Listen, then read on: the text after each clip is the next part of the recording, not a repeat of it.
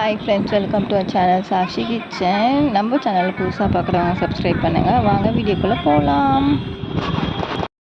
இன்றைக்கி நம்ம வெல்லம் தோசை எப்படி பண்ணலான்னு பார்க்கலாம். அதுக்கு நான் ஒரு கட்டி வெல்லத்தை இது மாதிரி இடித்து அதுக்கப்புறம் பாகு காய்ச்சிருக்கேன். இது மாதிரி தண்ணியாக பாகு காய்ச்சிட்டோன்னே நீங்கள் ஒரு வெடிக்கட்டில் ஊற்றி வெடிக்கட்டிடுங்க. ஏன் வெடிக்கட்டுன்னா அப்போ உங்களுக்கு எதனா மண் தூசி எதனா இருந்துச்சுன்னா உங்களுக்கு வெடிக்கட்டில் வந்துடும்.